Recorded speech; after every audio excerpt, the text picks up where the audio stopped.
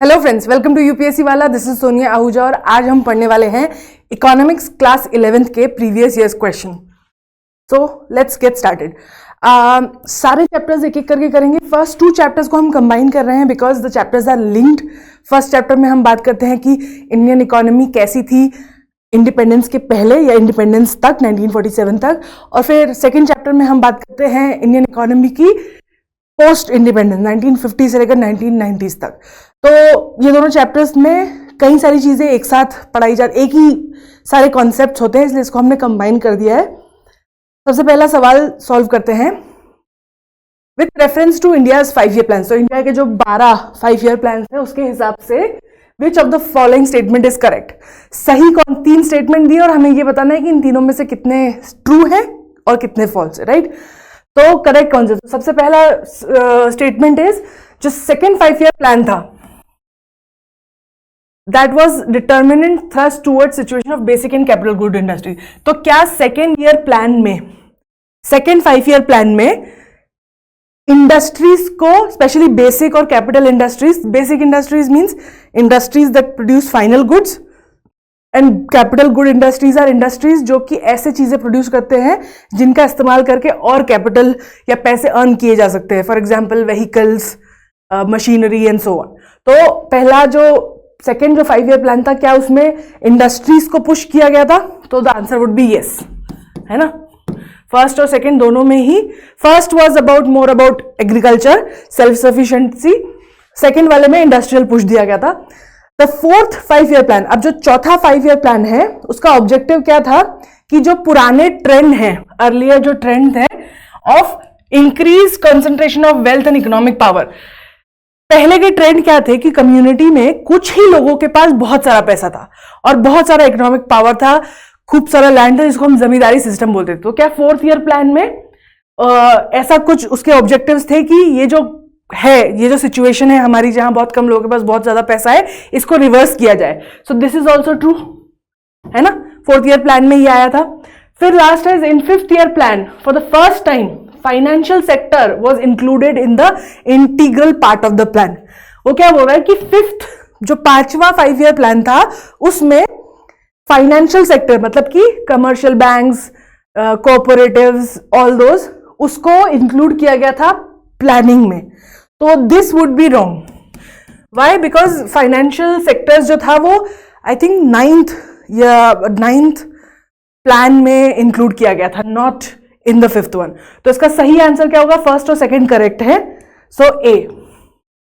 Third one is not correct. अब इसको solve करने के लिए, जैसे for example now I know कि फर्स्ट ईयर प्लान हमने पढ़ रखा है already, first year plan, second year plan, मैंने ना एक एग्जाम्पल के तौर पर आपके लिए ये बनाया है।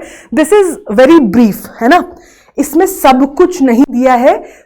इस नोट को एज इट इज यूज मत करना, आपको खुद का नोट बनाना पड़ेगा पढ़ते पढ़ते, वरना आपको समझ में नहीं आएगा, क्योंकि शॉर्ट फॉर्म में लिखा हुआ है ना, बुलेट पॉइंट्स में लिखा है। आपको इसका मतलब you will have to read properly to make this points yourself. यहां पर फिलहाल मैंने सिर्फ कुछ की पॉइंट्स ही दिए हुए हैं। तो आपको ऐसे करना है, इस तरीके का टेबल बनाना है। पहले 5 ईयर प्लान्स लिखने हैं सारे, first, second, third, fourth, fifth, कौन से साल में थे वो, उसके अलावा क्या मेन उसका एम था। पहले आप लिखेंगे उसका एम क्या सोचा था, और फिर सेकंड 2 पार्ट में लिखेंगे क्या हुआ, है ना, all the things that happened. इस तरीके से आप प्लान बनाएंगे कि पहले लिखेंगे कि भाई जब ये प्लान बन रहा था तब गवर्नमेंट ने क्या सोचा था कि इस प्लान से क्या होगा, है ना। और फिर जैसे इसमें था रिहेबिलिटेशन ऑफ, अब ये पहला 5 ईयर प्लान था, this is when a lot of refugees were going here and there. तो उनका पहला एम था कि भाई एग्रीकल्चर डेवलपमेंट करो, क्योंकि फूड सफिशिएंसी चाहिए, क्योंकि हमारे पास बहुत फेमाइन था पहले।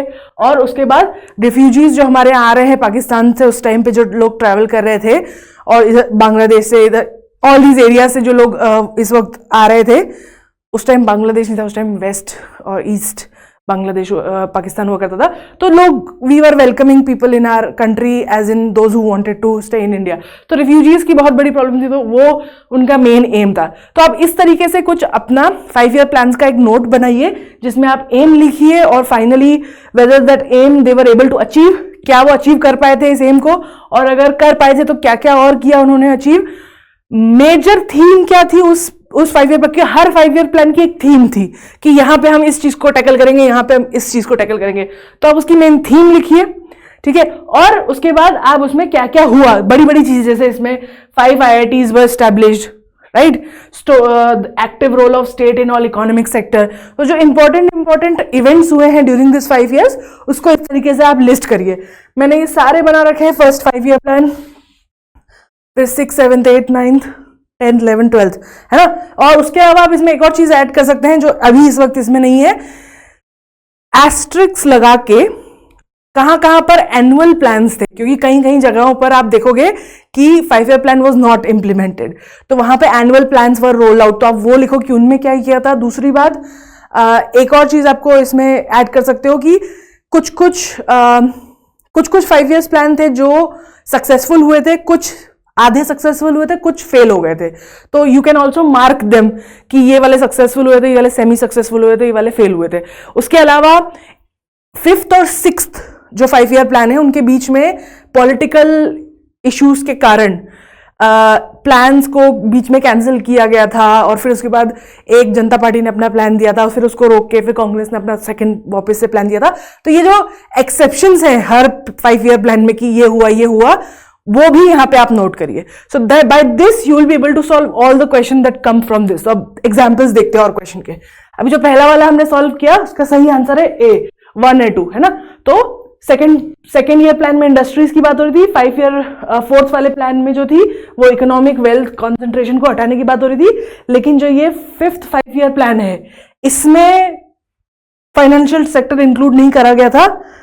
The 5th aimed at removal of poverty. The financial sector came an integral part of the plan in the 9th 5 year plan. So financial sector जो था वो डिस्कशन में आया था कि हम इसके ऊपर भी प्लानिंग करेंगे, ये 9th 5 year प्लान में आया था, नॉट इन 5th। तो C वुड बी और 3rd would be incorrect. So the correct answer would be A। Basically I was trying to show you कि कैसे आप नोट्स बना सकते हो, और उस नोट्स के थ्रू यू कैन अंडरस्टैंड कि इन क्वेश्चंस को कैसे सॉल्व करना है, क्योंकि इसके ऊपर जितने भी ऑब्जेक्टिव्स होते हैं ना 5 year प्लान के, उस सब के क्वेश्चन इसी तरीके से सॉल्व होते हैं। ओके, तो अब ये पूछ रहा है कि 12th 5 year प्लान जो आखिरी था, उसका मेन ऑब्जेक्टिव क्या था। Inclusive growth, poverty reduction. अब देखो सेम है यहाँ पे, inclusive growth, poverty reduction, reduce unemployment, sustainable growth, sustainable and inclusive growth, faster, sustainable and more inclusive growth. तो इसके लिए again will go back to कौन सा 12th वाला है ना, दिस इज 12th। तो यहां क्या लिखा हुआ है, क्या हो रहा था 12th 5 year प्लान में, growth rate target was 8%, faster, sustainable and more inclusive growth. ठीक है, क्योंकि हमने देखा था कि इस अब तक 5 year प्लान जो फॉलो हो रहे थे, उसमें हमने जितनी भी कोशिश करी थी टू क्रिएट, क्या बोलते हैं ना, जितनी स्पीड से हमारी पॉपुलेशन बढ़ रही थी और जितनी स्पीड से हमारा इकोनॉमिक डेवलपमेंट हो रहा था, उतनी डाइवर्सिफिकेशन हम देख रहे थे कि इस तरीके से कि अमीर लोग और अमीर होते जा रहे थे, गरीब लोग और गरीब होते जा रहे थे बिकॉज ऑफ पोस्ट LPG। तो जब लास्ट 5 year प्लान था ना, उस टाइम पे बात की गई थी कि कैसे we have to make it more inclusive और फास्ट, क्योंकि पॉपुलेशन बहुत फटाफट ग्रो हो रही थी। तो when you read more about the 5 year plan कि उस वक्त क्या इश्यूज थे इंडिया के और क्या एम था, तो then you will understand it a little more better. थोड़ा डेप्थ में आपको उसके बारे में पढ़ेंगे तो समझ में आएगा। सो देन इसका सही जवाब क्या होगा, it would be this D, faster, sustainable, क्योंकि अब 2017 आते आते ना इन्वायरमेंट और सस्टेनेबिलिटी की बातें बहुत बढ़ गई थी, और inclusive as in including gender equality and कई सारी जो ऐसी इनइक्वालिटीज हमारी सोसाइटी में एग्जिस्ट करते हैं, उनको ध्यान में रखते हुए, उनको मद्देनजर हमको एक ऐसी ग्रोथ देखनी चाहिए, और फास्ट ग्रोथ। तो these were the 3 main objectives of 12th year plan. You can pause and read the answer. Okay, अच्छा, with reference to land reforms in independent India. ठीक है, लैंड रिफॉर्म्स हमने पढ़े थे। इंडिपेंडेंट इंडिया मतलब 1950s के बाद की बात कर रहे हैं। ठीक है, हमेशा क्वेश्चन जब आप पढ़ते हो ना, तो उसमें क्वेश्चन को पढ़ते पढ़ते इन चीजों का जवाब दिया करो कि किस टॉपिक की बात हो रही है, किस समय की बात हो रही है। ये सब चीजें बिकॉज वो डायरेक्टली नहीं बोलेंगे 1950s, उन्होंने क्या बोला है, इन इंडिपेंडेंट इंडिया। तो इंडिपेंडेंट इंडिया क्या है, 1947 में इंडिपेंडेंट हो गया, तो उसके बाद से पूरा है। सो 1947 या 50s के ऑनवर्ड से वो बोल रहे हैं, ऐसे स्पेसिफाई करते जाया करो। With reference to land reforms in independent India which of the following statement is correct. अब उन्होंने 4 स्टेटमेंट दिए हैं और पूछा है कि कौन सा सही है ना। ये भी नोटिस करना, कई बार which statement is not correct भी आता है, वहां बहुत गलतियां कर देते हैं लोग, ठीक से नहीं पढ़ते। तो यहां पे पूछा है कि सही कौन सा है, ठीक है। सबसे पहला है the ceiling laws. Ceiling laws क्या थे कि एक इंसान के पास लैंड रिफॉर्म्स बेसिकली क्या थे, जमींदारी सिस्टम था, कुछ लोगों के पास बहुत ज्यादा लैंड था, राइट। तो गवर्नमेंट ने डिसाइड किया कि हमको लैंड रिफॉर्म करने हैं कि जिनके पास बहुत ज्यादा लैंड है उनसे लेके और जो लैंड यूज नहीं हो रहा है उसको लैंडलेस एग्रीकल्चरल पॉपुलेशन को दे दिया जाए, है ना। तो ये था लैंड रिफॉर्म। तो सबसे पहले सीलिंग लॉज बेसिकली ये थे कि एक इंसान के पास या एक परिवार के पास मैक्सिमम कितना लैंड हो सकता है, ठीक है। तो were aimed at family holding and not individual holding. नहीं, ये गलत है, क्योंकि they were aimed at both family holding and individual holding, दोनों पे था कि एक इंसान कितना होल्ड कर सकता है और एक परिवार जो है मिलाकर कितना होल्ड कर सकता है। The major aim of the land reform was providing agricultural land to landless, correct, right? Major aim जो था land reforms का वो यही था ना कि जो हमारी landless बिना जमीन की जो जनता है उनको एग्रीकल्चर करने के लिए लैंड मिले। तो B is correct. It resulted in the cultivation of cash crops. अब ना मान लो फिर भी इवन तो हमें सही आंसर मिल चुका है, हमको पता है B सही है, लेकिन फिर भी C और D पढ़ो, क्योंकि कई बार होता है ना we miss something और हमको ऐसा लगता है ये सही है, पर हो सकता है दूसरा आप पढ़ो और आपको लगे कि हाँ ये भी सही लग रहा है, then you read it again and you realise which one seem to be the correct one, क्योंकि कई बार हम मिस कर देते हैं। इसलिए इवन अगर आपको आंसर मिल भी गया तो भी सारे ऑप्शन पढ़ने चाहिए। Land reform resulted in the cultivation of cash crops as a prominent form of cultivation. Cash crops देखो बिफोर इंडिपेंडेंस प्रोमिनेंट थे बिकॉज ब्रिटिशर्स वांटेड अस कि हम कैश क्रॉप उनके लिए उगाएं, लेकिन इंडिपेंडेंस के बाद कैश क्रॉप्स कल्टीवेशन इंक्रीज हुआ था कमर्शियलाइजेशन के कारण।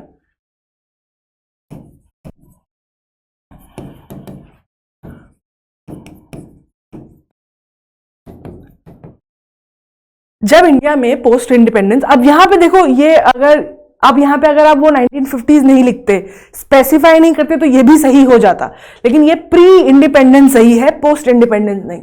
तो पोस्ट इंडिपेंडेंस इंडिया में कमर्शियलाइजेशन के कारण कैश क्रॉप्स उगना चालू हुए थे, लेकिन गवर्नमेंट का एम मोर ग्रेन क्रॉप्स की तरफ था या फूड क्रॉप्स की तरफ था, बिकॉज हम कोशिश कर रहे थे सेल्फ सफिशिएंट होने की। We had a huge population and we wanted to make sure कि हमें बाहर से ग्रेन न लेना पड़े, तो इसलिए this would be again wrong. Land reforms permitted no exemptions to the ceiling limits. No, ऐसा नहीं है, देयर वर एक्सेप्शंस। क्या थे? गार्डन लैंड, फॉरेस्ट लैंड और भी कई सारे reason, there are like 5-6 of them, कि 5-6 एक्सेप्शंस थे कि किन लोगों के पास ज्यादा लैंड हो सकता है, then that was fix for the rest of the world. Specific conditions में अलाउड था, तो इसका फिर सही जवाब like the correct option would be B. Now the fourth question is in context of India's 5-year plans, है ना। अब वापस हम 5 years plans से जा रहे हैं। Shifted the pattern of industrialization, है ना। इंडस्ट्रियलाइजेशन पे फोकस था, पर पैटर्न शिफ्ट हुआ था कहां से? Lower emphasis on heavy industries and more on infrastructure. क्या बोल रहे हैं वो? 4th, 6th, 8th और 10th, इन चारों में से कौन से 5 year प्लान में इंडस्ट्रियलाइजेशन का जो एम था वो शिफ्ट हो गया था हेवी इंडस्ट्रीज से इंफ्रास्ट्रक्चर की तरफ, राइट। तो हम जाके देखते हैं किसमें 4th, 6th, 8th और 10th। Let's go back. सबसे पहले 4th देखते हैं, 4th वाले में क्या बोल रहे हैं। 4th 5 year प्लान कह रहा है क्या क्या हुआ था।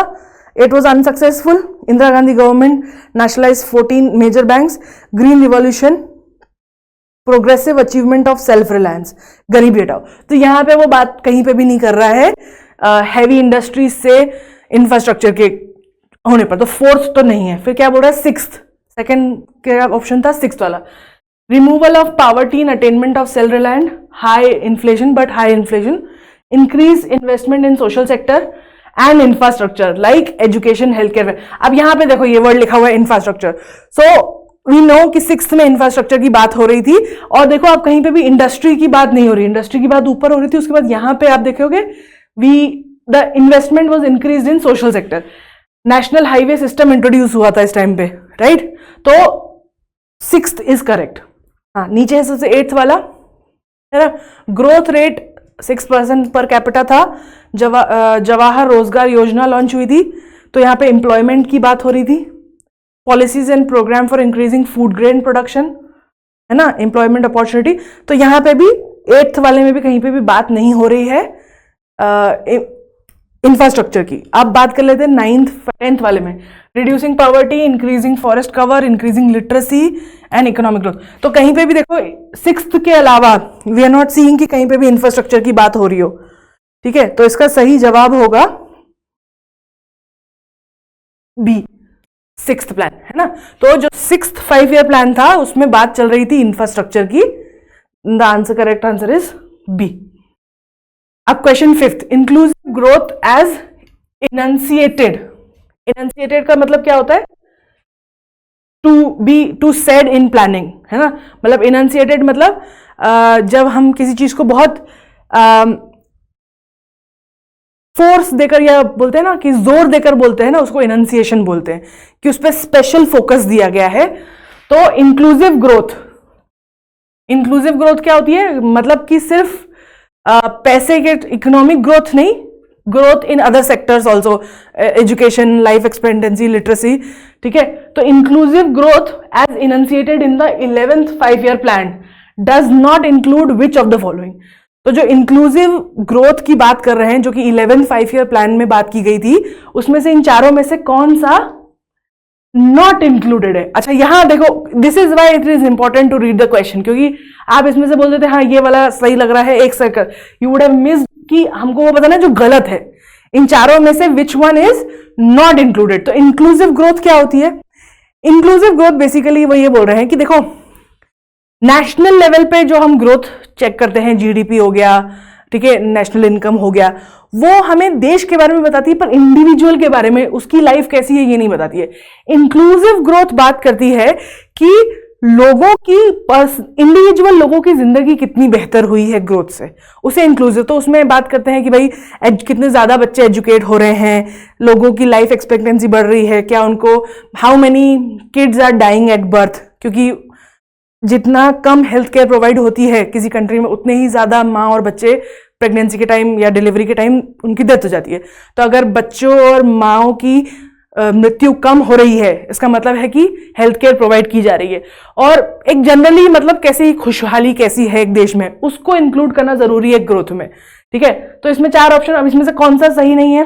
Reduction of poverty, extension of employment opportunities, strengthening of capital market, reduction of gender equality. देखो, पॉवर्टी रिड्यूस करना तो इंक्लूसिव ग्रोथ में आता ही है, एम्प्लॉयमेंट अपॉर्चुनिटी देना भी आता है, गरीबी आप भगाओगे कैसे, ठीक है। और अगर आप गरीबी भगाने के लिए आप लोगों को पैसे नहीं दे सकते, right, you can't be like कि जो गरीब लोग हैं उनको रोज कुछ पैसा दे दो, तो क्योंकि गरीबी के साथ में आती है, ज्यादातर लोग काम करना चाहते पर उन्हें काम नहीं मिलता, इसलिए वो गरीब है।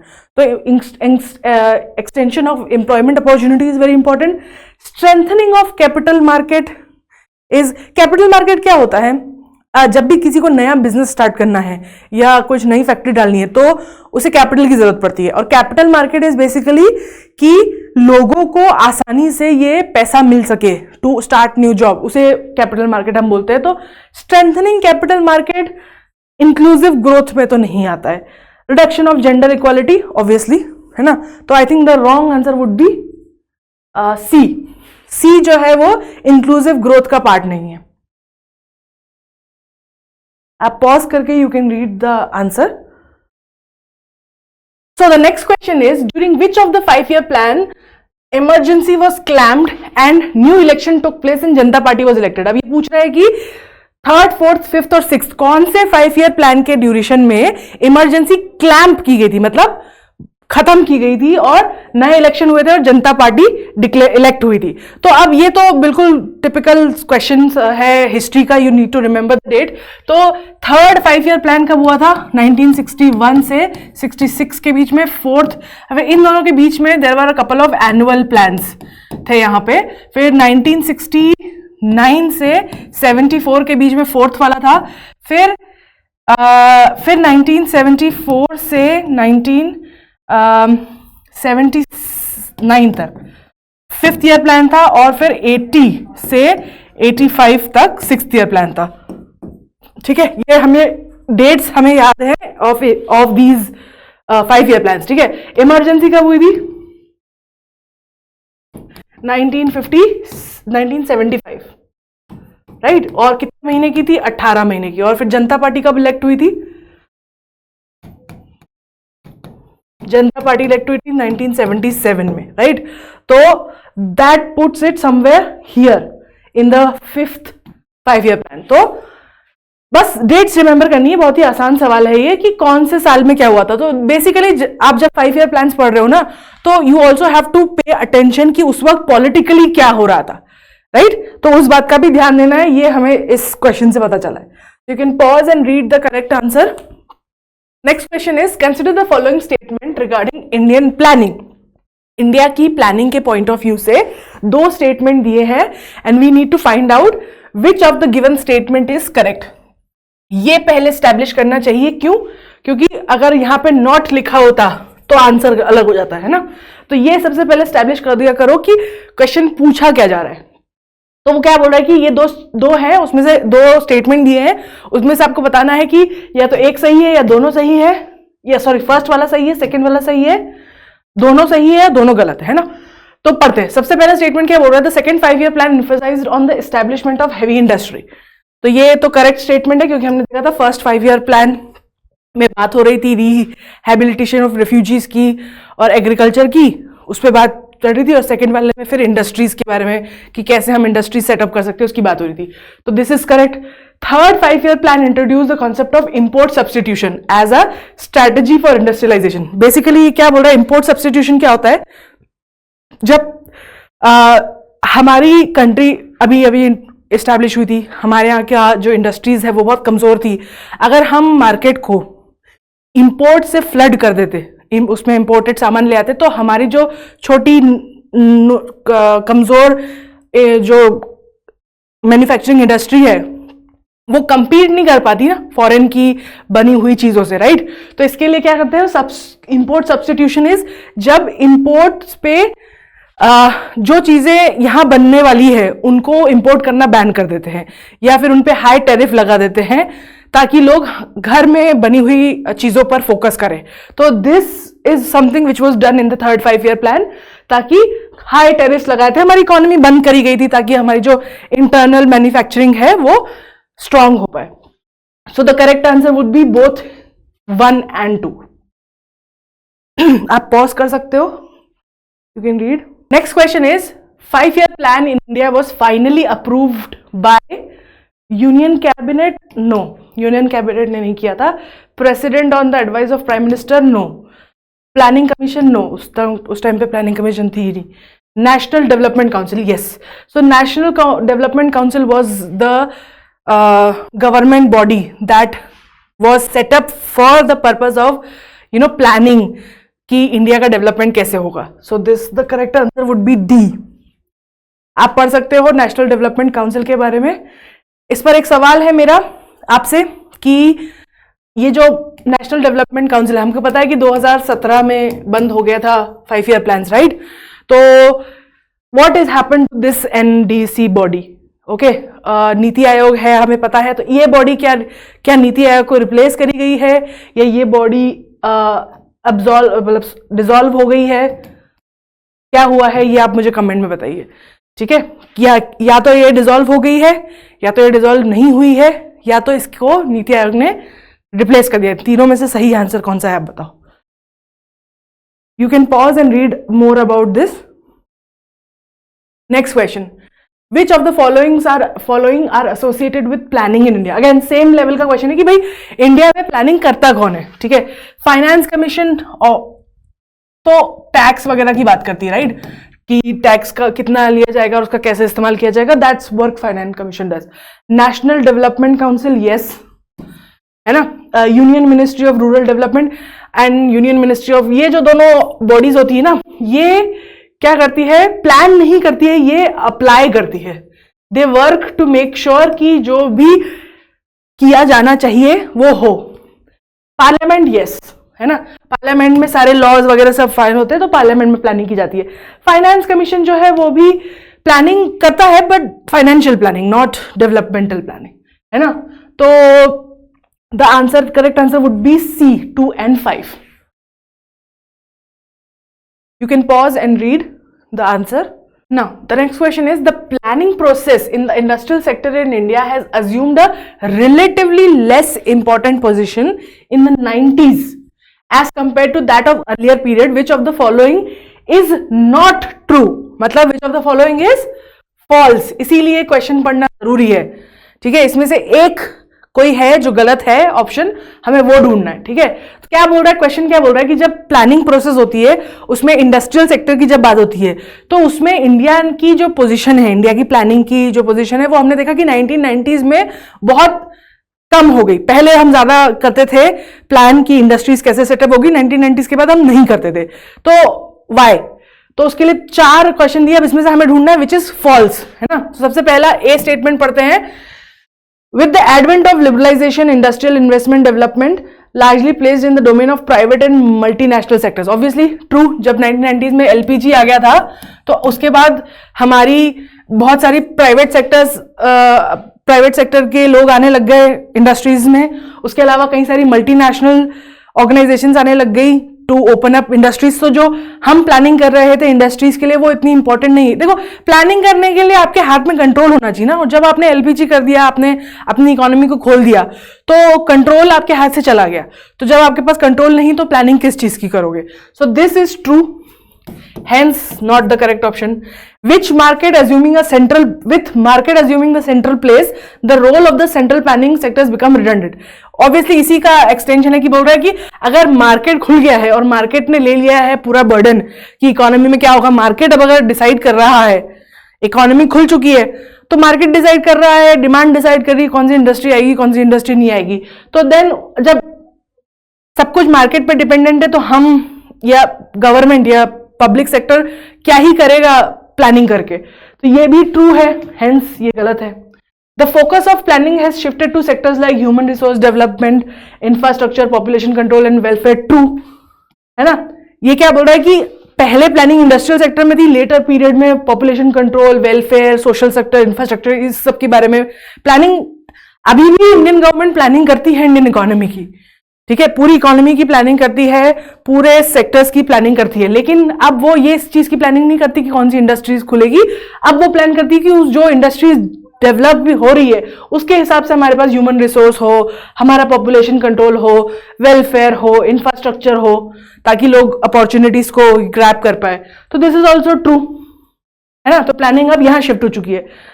D, the national priorities have shifted away from industrial development to rural development. Now this would be false, hence the correct option, because national priority has never shifted from industrial. ऐसा नहीं है कि अभी भी इंडस्ट्रियल सेक्टर में industrial development में ऐसा नहीं है कि प्रायोरिटी शिफ्ट हो गई है टुवर्ड्स रूरल डेवलपमेंट। हमेशा से ही प्रायोरिटी था, पहली बात तो।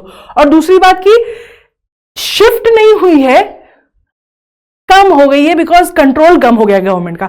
आज भी देयर आर सर्टेन सेक्टर्स जिसमें गवर्नमेंट या पब्लिक सेक्टर अभी भी ध्यान देता है।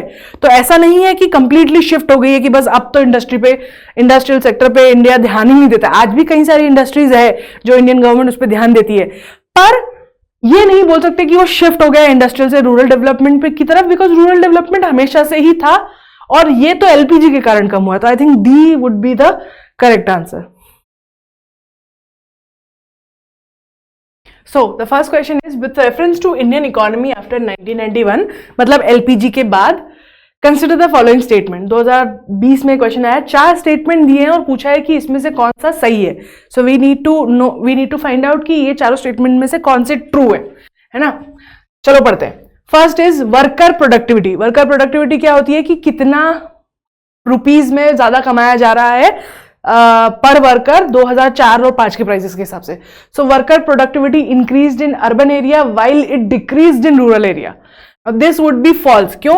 क्योंकि आफ्टर 1991 वर्कर प्रोडक्टिविटी जो थी वो बोथ अर्बन और रूरल एरिया में इंक्रीज हुई थी। ऑल्दो रूरल एरिया में कम इंक्रीज हुई थी कंपेयर टू अर्बन एरिया, पर दोनों में इंक्रीज हुई थी।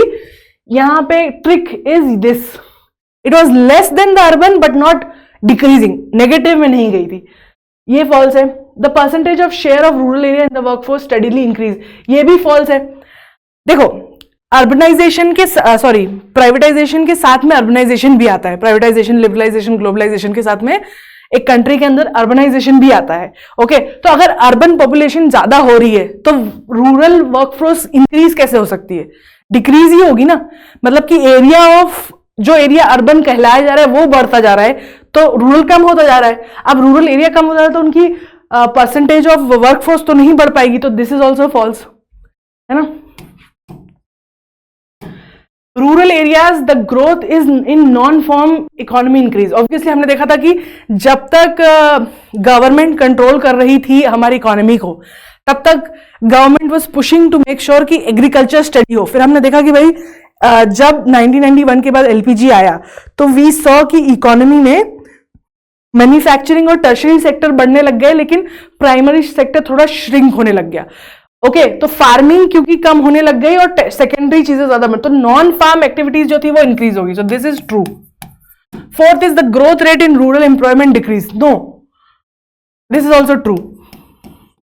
Growth rate in rural employment decreased क्योंकि अर्बनाइजेशन हो रहा था। रूरल एरिया से जो चीजों की जरूरत थी उनकी डिमांड कम हो गई थी, इसलिए ग्रोथ रेट भी जो था वो रूरल एरिया का कम हो गया था। सो द करेक्ट आंसर इज कि 3 और 4th जो है वो ट्रू है, तो B would be correct. You can pause and read. यहां पे डाटा दिया हुआ है कि कितना 2005 और 4 और 5 के हिसाब से कितना था रूरल एरिया में, अर्बन एरिया में। You can pause and read about it. Next question, which of the following has or have occurred in India after LPG in 1991? अब उन्होंने 4 ऑप्शन दिया और पूछा है कि क्या हुआ था क्या नहीं हुआ था। सबसे पहला, share of agriculture in GDP increased enormously. LPG के बाद तो एग्रीकल्चर जीडीपी में नहीं बढ़ा था। Share of India's export in the world trade increased. Yes, है ना, हमारे मार्केट खुल गए तो हम एक्सपोर्ट भी ज्यादा करने लग गए। FDI flow increase. Yes, foreign investment भी इंक्रीज हुआ। India foreign exchange reserve increase enormously. यही तो कारण था एलपीजी को एक्सेप्ट करने का, क्योंकि हमारे पास जो है फॉरेन रिजर्व एक्सचेंज की कमी हो गई थी। तो जब हमने अपना मार्केट खोला तो देन हमारा फॉरेन एक्सचेंज रिजर्व जो थे वो बढ़ गए। So the correct answer would be 2, 3 and 4 B. You can pause and read here. Next question is human capital formation in India.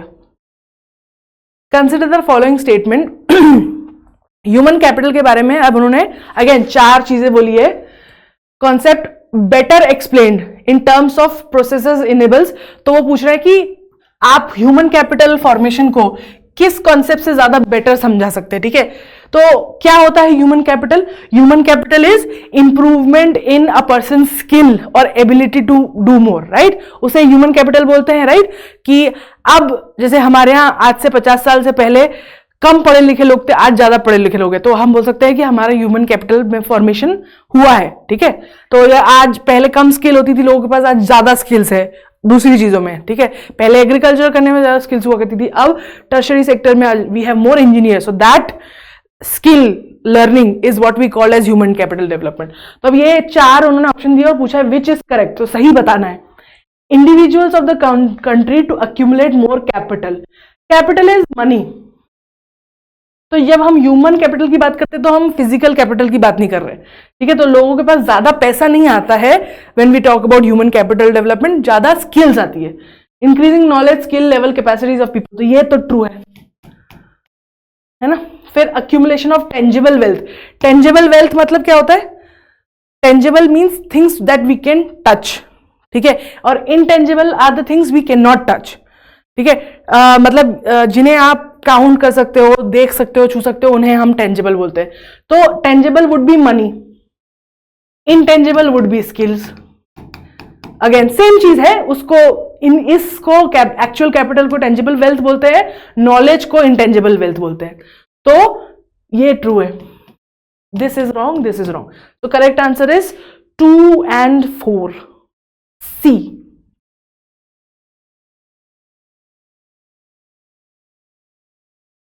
You can pause and read. Next question. Despite being high saving economy, ठीक है, high saving economy क्या होती है? जहां पर लोग ज्यादा saving कर रहे हैं, है ना।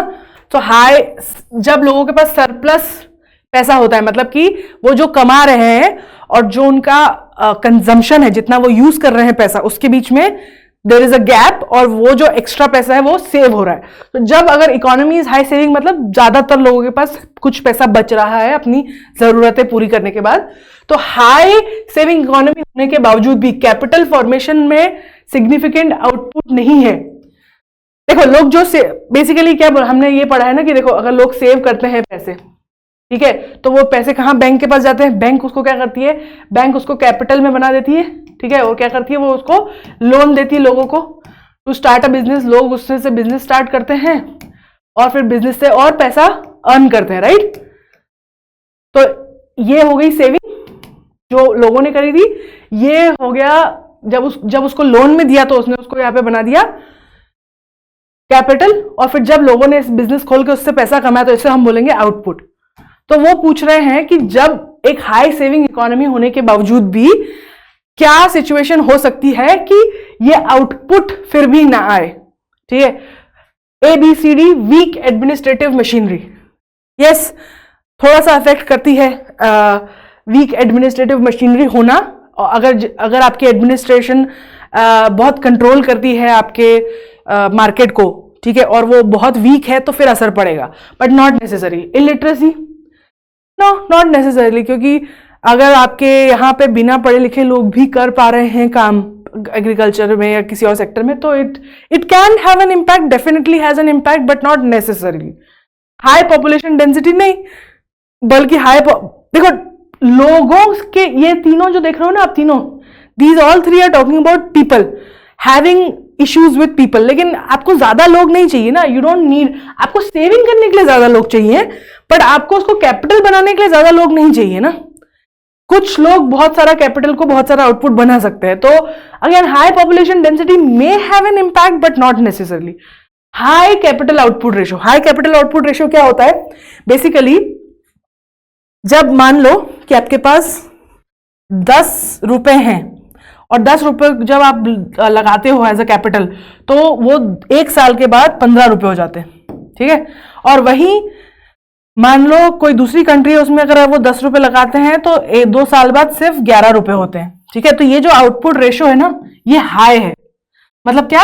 You need a lot more capital. तो आपको बहुत ज्यादा कैपिटल लगती है ये लाने में। मतलब या उसको इस तरीके से भी देख सकते हैं कि अगर एक कंट्री एक्स को अगर मैंने 10 रुपए दिए तो वो मुझे 1 साल में 15 रुपए कर देगी, लेकिन वहीं कंट्री वाई को मुझे 1 साल में अगर 15 करवाने हैं तो मुझे उसको 12 देने पड़ेंगे, ठीक है। That basically high capital output ratio means कि जितना कैपिटल लगाया जा रहा है, जितना पैसा लोन पे दिया जा रहा है, उसका कन्वर्जन आउटपुट में उतना अच्छा नहीं हो रहा है। So D would be correct, कि अगर इन तीनों से भी फर्क पड़ता है but not as much as this से, फोर्थ वाले से। तो हाई कैपिटल आउटपुट रेशियो है अगर, तो दैट वुड मीन कि हाई सेविंग होने के बावजूद भी आउटपुट ज्यादा नहीं आएगा। You can pause and read here. Next question, the multi-dimensional poverty index developed by Oxford Poverty Human Development Initiative with UNDP support covers which of the following? ठीक है, multi-dimensional poverty क्या होती है?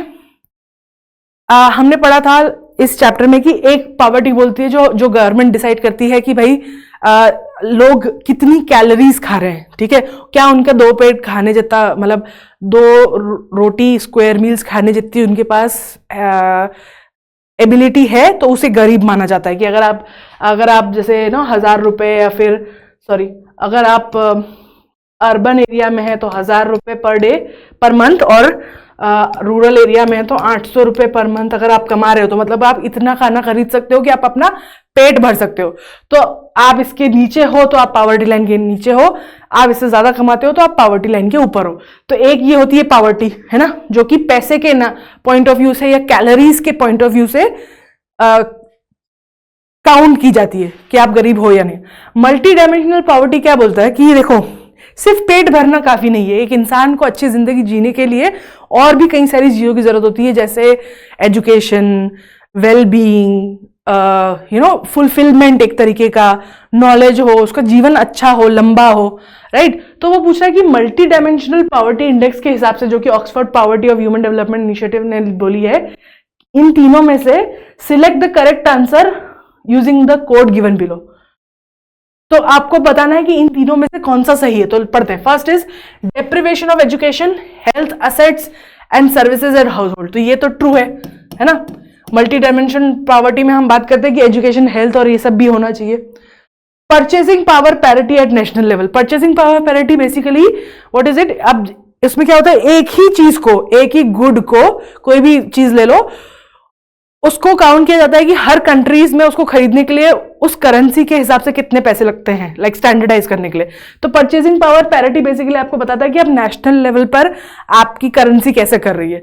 तो again this is not what multi dimensional poverty की बात कर रहा है। जब भी मल्टी डायमेंशनल पॉवर्टी की बात करते हैं ना, तो नेशनल लेवल पे जो चीज काउंट होती है ना, जैसे जीडीपी हो गया, एनपी हो गया, उसकी बात नहीं कर रहे हैं। पर इनकम की भी बात नहीं कर रहे हैं, एक इंसान की इनकम कितनी है। हम बात कर रहे हैं उन चीजों की जो इनकम के बाद भी जरूरी है। अगर आप इनकम कमा रहे हो तो अगर वो फैसिलिटीज होना भी जरूरी है ना। और पैसे के अलावा बेसिक इनकम, बेसिक नीड्स के अलावा, जो हवा, पानी, कपड़ा के अलावा की बात कर रहे हैं। तो second is extent of budget deficit and GDP growth rate. National level पे, अगेन नेशनल लेवल पे बात ही नहीं कर रहे हैं हम पॉवर्टी की, हम तो इंडिविजुअल लेवल पे बात कर रहे हैं मल्टी डायमेंशनल पॉवर्टी। क्योंकि जब भी हम नेशनल लेवल पे बात करते हैं तो हम पूरे देश की बात करते हैं, तो उसमें क्या होता है, अमीर लोग भी आ जाते हैं, गरीब लोग भी आ जाते हैं। तो हम जब इस मल्टी डायमेंशनल पॉवर्टी की बात कर रहे हैं तो we are talking about poor people and other levels of poverty. और बजट डेफिसिट, देखो एक कंट्री में बजट डेफिसिट, एक कंट्री हो सकता है उसका जीडीपी ग्रोथ इतनी ना हो पर फिर भी उसके लोग खुश हो। अब जैसे आप देख लो भूटान है, भूटान और यूएस के बीच में कंपेयर करोगे आप, तो ऑफ कोर्स जीडीपी ग्रोथ तो वेस्टर्न कंट्री की या यूएस कंट्री की ज्यादा होगी या चाइना की, बट उससे आप हेल्थ और दूसरी चीजें कंपेयर करोगे भूटान की, तो Bhutan is doing much better. तो क्लियरली नॉट दिस। तो the only correct answer is 1 ए। कि जब हम मल्टी डायमेंशनल पॉवर्टी की बात करते हैं तो we are just talking about, we are not talking about income, पैसों की बात नहीं कर रहे हैं कि कोई कितना कमा रहा है, भले इंडिविजुअल लेवल पे या फिर नेशनल लेवल पे। हम जीडीपी की बात नहीं कर रहे हैं। बजट डेफिसिट मतलब कि कितनी टैक्स आ रहा है और कितना गवर्नमेंट का खर्चा है, उसको बजट डेफिसिट बोलते हैं, उसकी भी बात नहीं कर रहे हैं। हम बात कर रहे हैं क्वालिटी ऑफ लाइफ की, कि क्या इंसान के पास क्वालिटी ऑफ लाइफ है इतने मिनिमम अर्निंग में, ठीक है। So the correct answer is A, only the first one is correct. आप पॉज करके you can read. Let's move on. Rural development.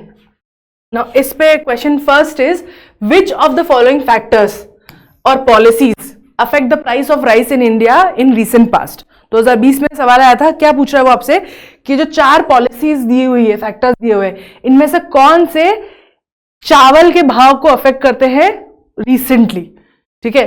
तो एमएसपी क्या होता है? एमएसपी इज द प्राइस जिस पर गवर्नमेंट फार्मर्स से चीजें खरीदती है, मतलब उनका आउटपुट खरीदती है इन केस अगर मार्केट में कुछ होता है तो उसमें राइस इंक्लूडेड है। तो ऑब्वियसली गवर्नमेंट क्या प्राइस रख रही है, किस प्राइस पे खरीद रही है, उसका असर पड़ता है चावल पे। गवर्नमेंट ट्रेडिंग, अब वो जो गवर्नमेंट ने खरीद लिए हैं चावल, को गवर्नमेंट कहाँ भेज रही है, कौन से मार्केट में भेज रही है, उससे किसको बेच रही है, उससे फर्क पड़ता है। तो ट्रेडिंग भी इंपैक्ट करती है चावल के प्राइस पर।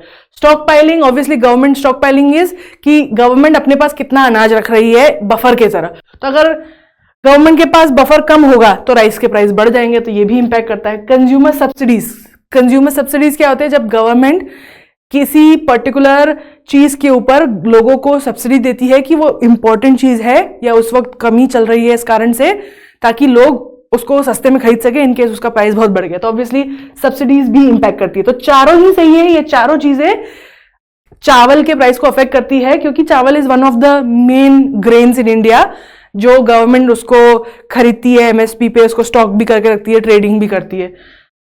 तो the correct answer would be D, all four. You can pause and read about all four of these. Next, in India, which of the following is considered a public investment in agriculture? Public investment in public मतलब कि government कर रही है ना। Investment माने कि expectation है कि कुछ समय बाद यू विल अर्न समथिंग, है ना। अब ये पूछ रहा है कि ऐसी कौन सी खर्चा है जो गवर्नमेंट करती है जिससे कि वो एक्सपेक्ट कर रही कि आगे चल के वो उससे कमाएगी, है ना। So first is fixing MSP for agriculture products of all.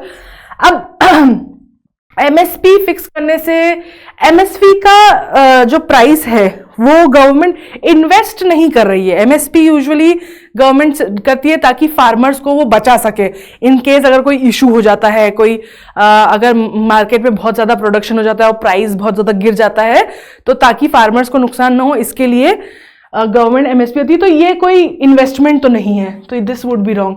मतलब आइडिया ये है कि गवर्नमेंट खर्चा करे और इन्वेस्टमेंट हो, मतलब उससे बाद में फ्यूचर में कुछ पैसा कमाया जा सके। Computerisation of primary agriculture credit society, yes, credit societies को जो है बाद में उसको कंप्यूटराइज करना, क्योंकि क्रेडिट सोसाइटीज जो होती है ना, देखो ये वो सोसाइटीज होती है जो group of people, self help groups मिलके क्रिएट करते हैं और ये लोग पैसे पूल करके एक दूसरे को हेल्प करते हैं। स्पेशली ये वो लोग हैं जिनके पास ज्यादा कुछ होता नहीं है ताकि वो कमर्शियल बैंक से लोन ले सके।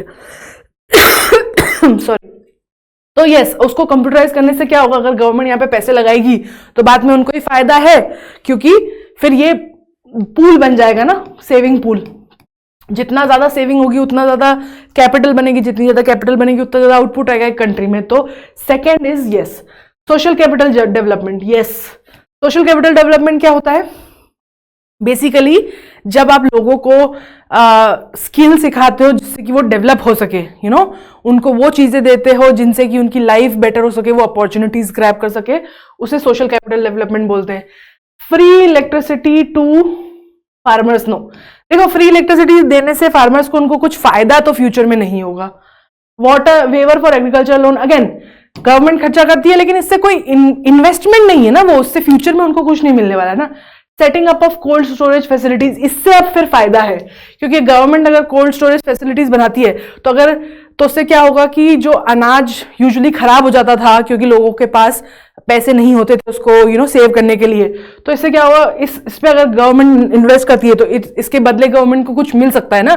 हो सकता है कि वो पहले जितना अनाज सेव कर पाई थी उससे ज्यादा अनाज सेव कर पाएगी, तो उसको बफर उनका अच्छा होगा, स्टॉक पाइलिंग अच्छी होगी। तो this one is yes. So the correct answer is 2, 3 and 6, सी। तो ये सब जो है ये इंपैक्ट करते, मतलब आपको ये देखना है कि पब्लिक इन्वेस्टमेंट जब बोला गया है तो ध्यान रखना है कि इसमें खर्चा तो गवर्नमेंट सब में करती है, लेकिन इन्वेस्टमेंट की जब बात आती है तो वो ये बोलने की कोशिश कर रहे हैं कि इससे पॉसिबिलिटी है कि गवर्नमेंट बाद में कुछ अर्न कर सके, ठीक है, मतलब कि उससे उनका कुछ फायदा हो फ्यूचर में, ये चीज इंपॉर्टेंट होती है। You can pause and read the answer here. Now next question is, under Kisan credit card scheme short term credit support, है ना, छोटे समय के लिए क्रेडिट सपोर्ट दिया जाता है फार्मर्स को, किस पर्पस से? तो हमने किसान क्रेडिट कार्ड चुना था, पढ़ा था उसके बारे में। बेसिकली किसान जो होते हैं ना, फार्मर्स, उनके पास इशू ये होता है कि उनकी, जैसे हम लोग मंथली कमाते हैं, वो लोग मंथली नहीं कमाते, सीजनली कमाते हैं। तो कई बार क्या होता है कि छोटे छोटे एक्सपेंस के लिए उनको फिर मनी लेंडर के पास जाना पड़ता है, मनी लेंडर फिर उनको अब्यूज करता है, उनसे बहुत ज़्यादा इंटरेस्ट रेट लेता है, फिर वो डेट साइकिल में फंस जाते हैं। अगर किसी कारण से फसल खराब हो जाती है तो देन दे आर स्टक। तो उस चीज से निकालने के लिए छोटे छोटे एक्सपेंसेस, ताकि वो उनकी जिंदगी अच्छी हो सके, इसके लिए उनको ये क्रेडिट कार्ड दिया जाता है। तो इसमें पूछा कि इन पांचों में से कौन से पर्पस के लिए वो यूज कर सकता है। तो दो चीजों का ध्यान रखना है, they can use it for, क्योंकि ये शॉर्ट टर्म लोन है और कम अमाउंट है, मतलब कि ये उन्हें 1 महीने 2 महीने 3 महीने के लिए ही दिया जाता है, साल भर 1 साल के लिए नहीं दिया जाता है, इसलिए बड़ा अमाउंट नहीं होता है, छोटे छोटे अमाउंट होते हैं।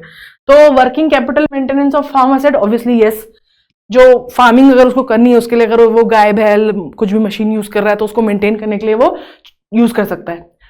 Purchase of combine harvesters, tractors, no, कोई भी बड़ा एसेट नहीं खरीद सकता, क्योंकि ये अमाउंट उनको छोटे टाइम के लिए दिया जाता है, 1-2 महीने में वापस करना होता है। Consumption requirement of farm household, yes, अगर जब तक आपकी फसल हो रही है तब तक आपके घर के अंदर कोई रिक्वायरमेंट है तो वो छोटी मोटी आप पूरी कर सकते हो।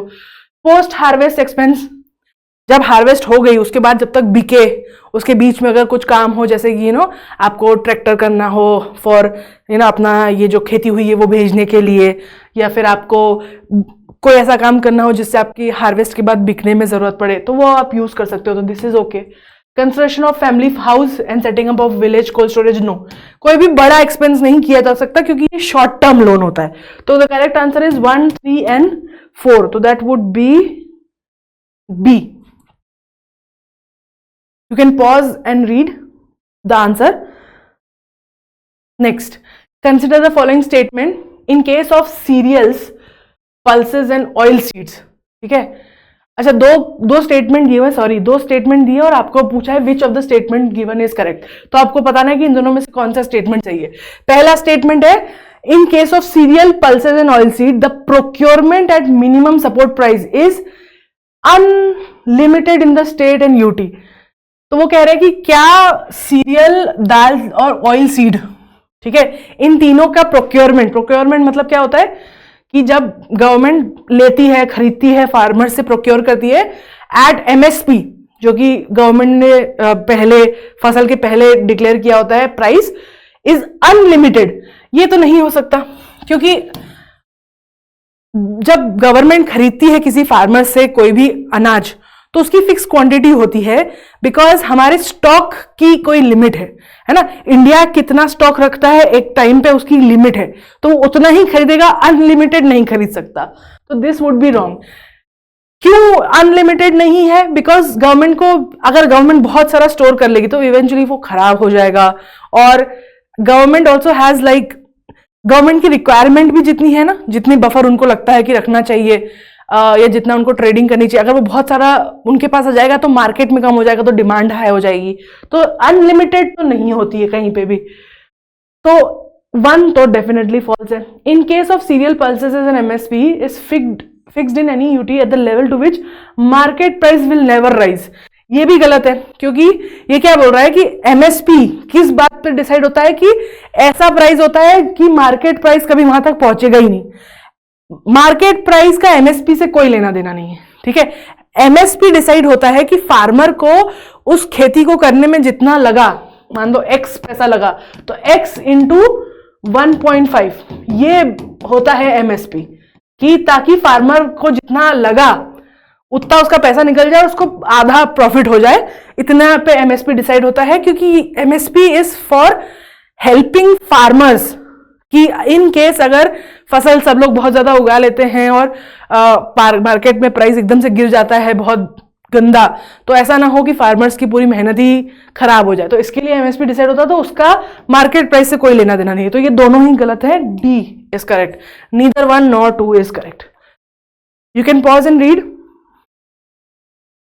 Now next question is the economic cost of food grain, ठीक है, economic cost of food grain to FCI is the minimum support price bonus paid to the farmer plus। अच्छा, हमने पढ़ा था कि कितना पैसा लगता है। इकोनॉमिक कॉस्ट मतलब कि अगर गवर्नमेंट ने डिक्लेयर किया कि भाई इस वक्त फसल उगने से पहले डिक्लेयर होता है MSP.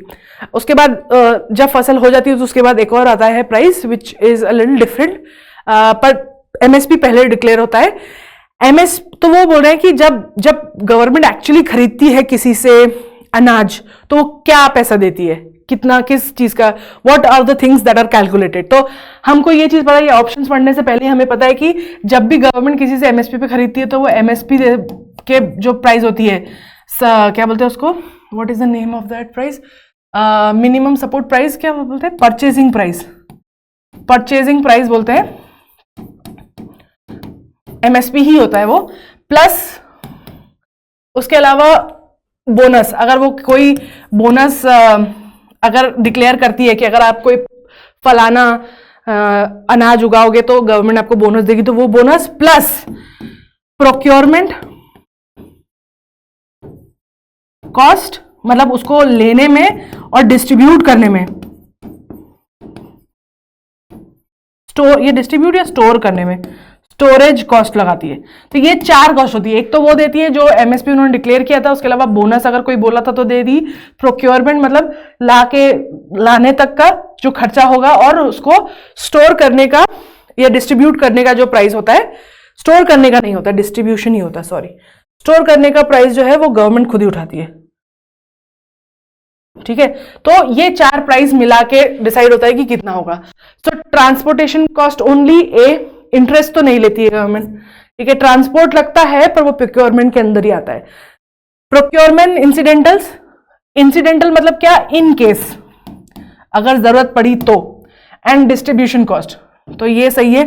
Procurement incidental and charges for godown, नहीं, गोडाउन के चार्जेस रहते, क्योंकि जितना भी गवर्नमेंट जो स्टॉक पाइल को रखती है उस पे जो इंटरेस्ट है हो गया, या उसको रखने के लिए जो गोडाउन वगैरह लगता है, बफर को मेंटेन करना, ये गवर्नमेंट का काम है।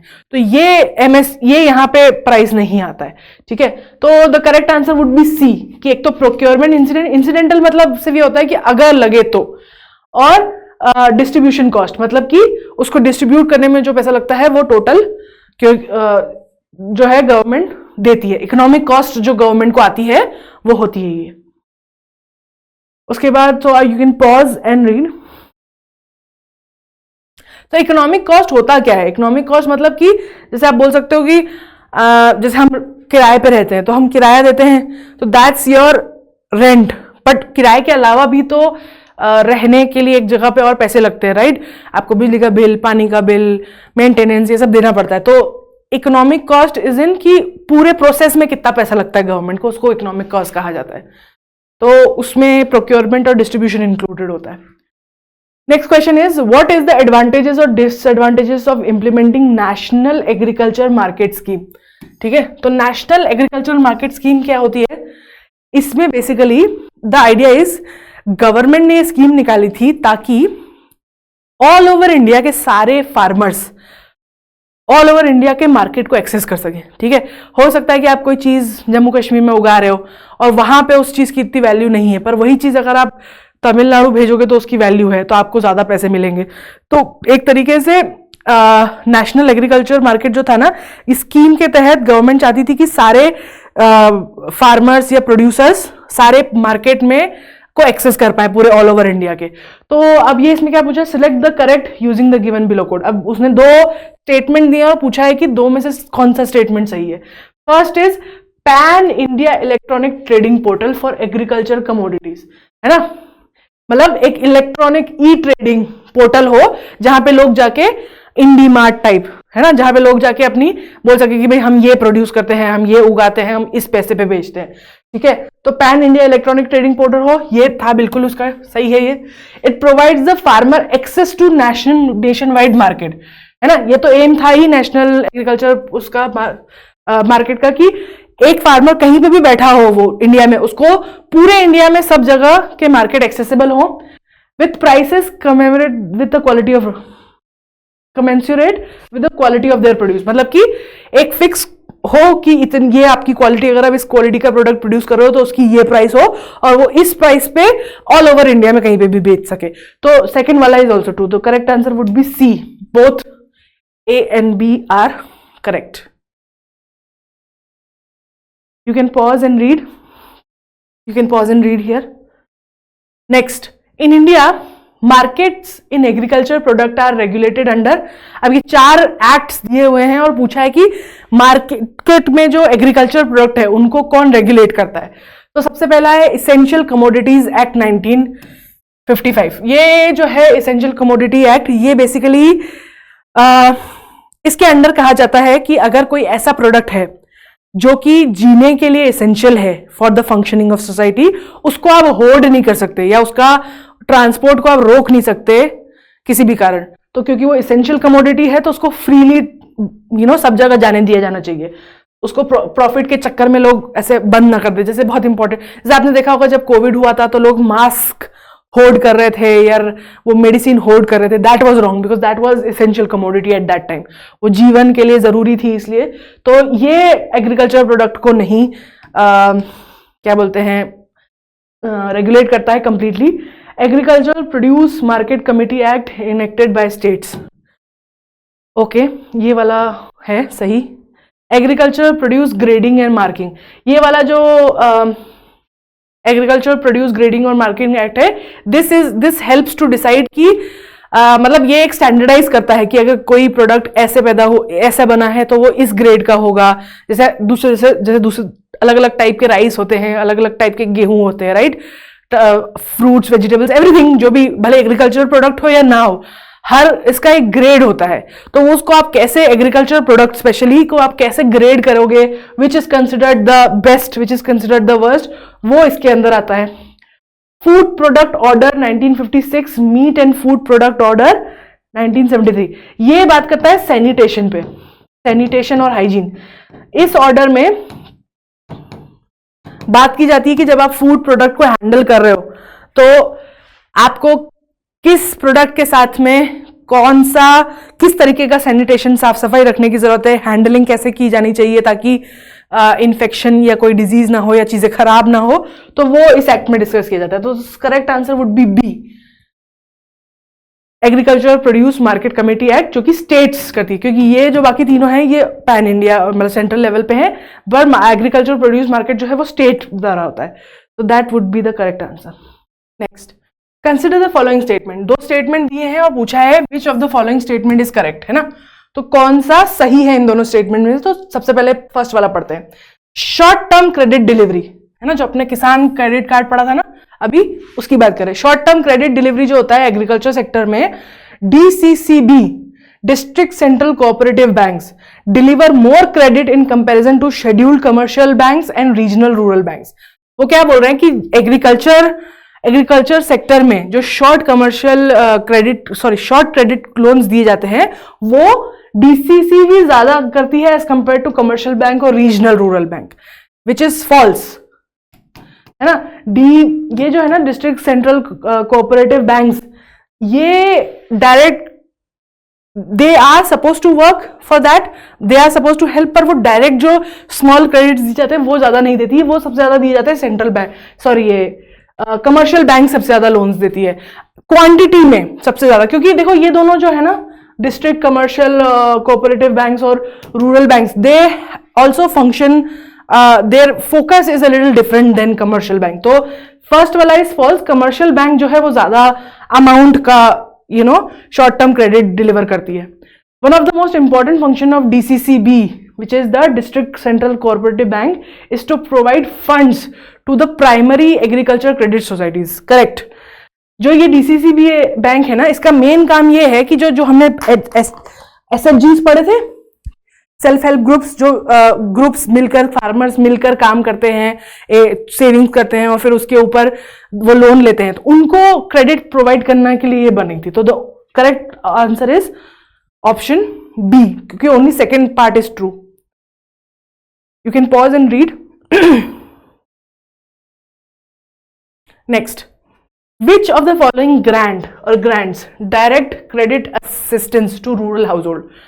उन्होंने 4 ग्रांट्स दी हुई हैं और पूछा है कि इसमें से कौन सी डायरेक्ट क्रेडिट असिस्टेंस मतलब कि सीधे रूरल हाउसहोल्ड में, एग्रीकल्चर के लिए या रूरल हाउसहोल्ड में direct payment, not just for agriculture, generally for anything, पैसे डायरेक्टली रूरल हाउस होल्ड में कौन देता है इन चारों में से? Regional rural bank, national bank और agriculture and development, rural development, NABARD and land development banks. तो the correct answer is 1 and 3 C. क्योंकि देखो regional rural banks direct credit देती है, स्मॉल क्रेडिट्स, है ना, और लैंड डेवलपमेंट जो होती है वो लार्ज क्रेडिट्स देती है लैंड खरीदने के लिए. बेसिकली आपको अगर कोई मशीनरी खरीदनी है, किसी भी तरीके का कैपिटल बनाना है तो.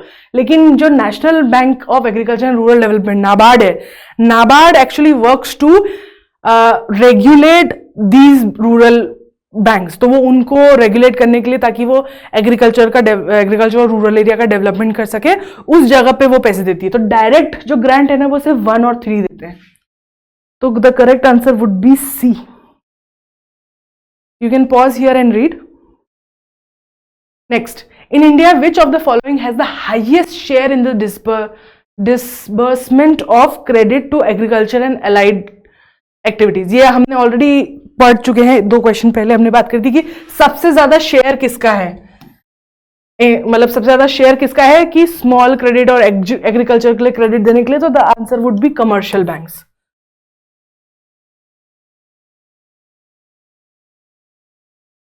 You can pause and read. Next question. Which of the following can aid in furthering the government's objective of inclusive growth? Inclusive growth क्या होती है? Inclusive growth is कि आपको बस सिर्फ आपकी ग्रोथ उसमें, मतलब कितने पैसे कमा रहे हो उसमें ना हो, but it can also sort of help you start new things if you want to. और आपको अगर एजुकेशन या फिर स्किल डेवलपमेंट के लिए जरूरत पड़े तो उसमें भी एड करे. तो इनमें से कौन सी चीज जो है वो गवर्नमेंट के ऑब्जेक्टिव को एड करती है? Promoting self help groups, promoting micro small industries, implementing the right to education. तो इंक्लूसिव ग्रोथ का ये मतलब होता है कि आपको ना सिर्फ इतना कमाने के लिए लाइवलीहुड मिले, बट आपको ऑल्सो वो सब चीजें मिले जिससे आप एक अच्छी जिंदगी जी सको, जिससे आपकी इंक्लूसिव ग्रोथ हो सके, हर सेक्टर में, हर एरिया में ग्रोथ हो सके, कि आपको अच्छा खाना भी मिल रहा हो, अच्छी एजुकेशन भी मिल रही हो, अच्छी हेल्थ केयर भी मिल रही हो, आपके लाइफ के गोल्स भी मिल रहे हो, आप अगर कुछ आप अचीव करना चाहते हो, कुछ बड़ा करना चाहते हो, तो उसके लिए स्पेस भी मिले. तो उसके लिए सेल्फ हेल्प ग्रुप्स भी जरूरी है ना, और उसके लिए micro small medium enterprises promote करना भी जरूरी है, और राइट टू एजुकेशन एक्ट भी जरूरी है. तो the correct answer would be D. All 3 are correct. You can pause and read here. Now, the last chapter, employment. The situation of steel for the substitution of steel for wooden plow. Plow पता है आपको क्या होता है?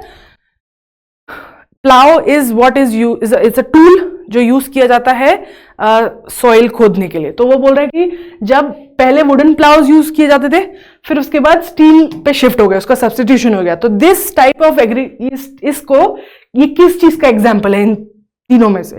ठीक है, labour augmenting technology. Augmenting मतलब क्या होता है? ऑगमेंटिंग मतलब बढ़ाना, इन द सेंस टू और बेहतर करना, उसको ऑगमेंटेशन बोलते हैं. तो वुडन प्लाव से, लकड़ी के प्लाव के बदले स्टील के प्लाव यूज करना किसका एग्जाम्पल है? उससे क्या लेबर ऑगमेंट हो रही है? नहीं, लेबर ऑगमेंट तब होगी जब इंसान के काम करने की स्किल बढ़ेगी, राइट. कैपिटल ऑगमेंटेशन, यस, है ना. मतलब कि क्या हो रहा है कि जो कैपिटल आप यूज कर रहे थे, टेक्नोलॉजी जो आप यूज कर रहे थे, उसमें प्रोग्रेस हुई है, अच्छी बेहतर टेक्नोलॉजी आप यूज कर रहे हो, right. And capital reducing technology, reduce तो नहीं हो रही, लकड़ी से तो स्टील महंगा ही है. तो the correct answer would be B. You can pause and read. Next, disguised unemployment क्या होता है? ये हमने बहुत बार पढ़ा है. डिस्गाइज्ड अनएम्प्लॉयमेंट क्या होता है कि जब नौकरियां कम होती है तो जो काम एक इंसान कर सकता है, मान लो एक्स काम है, ठीक है, उसको करने के लिए मान लो 10 लोग चाहिए, ठीक है, तो उसका आउटपुट होगा 100. लेकिन क्योंकि कमी है, बहुत ज्यादा नौकरी की कमी है, गरीबी है, इसलिए यही एक्स काम अब 15 लोग कर रहे हैं, लेकिन आउटपुट अभी भी 100 ही है. तो मतलब कि अब यहां पे मतलब क्या है कि ये 10 लोग अगर 100 आउटपुट दे रहे हैं, मतलब हर एक इंसान 10 आउटपुट दे रहा है, यूनिट्स, है ना. और यहां पे लेकिन क्या हो रहा है कि हर एक इंसान one person is giving less than, less than 10, है ना. मतलब क्या, अगर आप ऐसे बोल सकते हो कि जो ये 10 लोग हैं इसमें से, आउट ऑफ दीज 15, 10 लोग तो बढ़िया अपना 10 पर पर्सन दे रहे हैं, लेकिन बाकी जो 5 है उनका प्रोडक्टिविटी इज 0, क्योंकि काम तो, आउटपुट तो अभी भी 100 ही हो रहा है ना. तो लोग, ऐसा लगता है, डिस्गाइज एम्प्लॉयमेंट इज कि ऐसा लगता है कि लोग काम कर रहे हैं, लेकिन उनके काम करने से कुछ आउटपुट ज्यादा नहीं निकल रहा है. मतलब अगर कोई काम 10 लोग कर रहे हैं, तो अगर वही काम 20 लोग करें तो वो जल्दी होना चाहिए या ज्यादा होना चाहिए ना. पर अगर 10 लोग काम कर रहे हैं तभी भी उतना ही काम हो रहा है, और 20 लोग काम कर रहे हैं तभी भी उतना ही काम हो रहा है. मतलब कि आउटपुट नहीं है, या बोल सकते हो कि प्रॉपर यूटिलाइजेशन नहीं हो रहा है लोगों का जो काम कर रहे हैं, राइट. तो this is what we know as disguised unemployment. तो अब इसमें से 4 में से हमको सिलेक्ट करना है. इसका मतलब क्या होता है? Large number of people unemployed नहीं, पीपल आर एम्प्लॉयड पर उनका आउटपुट नहीं है. Alternative employment is not available, नहीं है ही नहीं, एम्प्लॉयमेंट अवेलेबल ही नहीं है, एक ही है वो भी नहीं अवेलेबल है. अल्टरनेटिव एम्प्लॉयमेंट वुड बी कि अगर आप कुछ और करना चाहते हो, ये नहीं करना चाहते हो, कुछ और करना चाहते हो, तो वो अवेलेबल नहीं है. Marginal productivity of labour is 0, correct. Marginal productivity मतलब क्या कि पर पर्सन कितना प्रोडक्टिविटी आ रही है वो नहीं है. तो जहां पे ये जो 5 लोग हैं इनकी प्रोडक्टिविटी तो 0 हो गई ना, क्योंकि यहां पे भी 10 लोग 100 निकाल रहे थे, यहां 15 लोग 100 निकाल रहे हैं, राइट. तो this is correct. And productivity of worker is low, no, workers की प्रोडक्टिविटी है, नौकरी ही नहीं है, तो वो क्या कर सकते. तो correct answer is C. You can pause and read. Now, this is all for today. If you have any questions related to any of the chapters that we have covered in class 11, उससे related कोई भी अगर आपके पास question हो, कोई doubt हो, तो please write it down, और मैं next write down in under the comments, and I will try to answer them as much as possible. Thank you so much for listening. I hope this class was interesting. Have a nice day. Bye.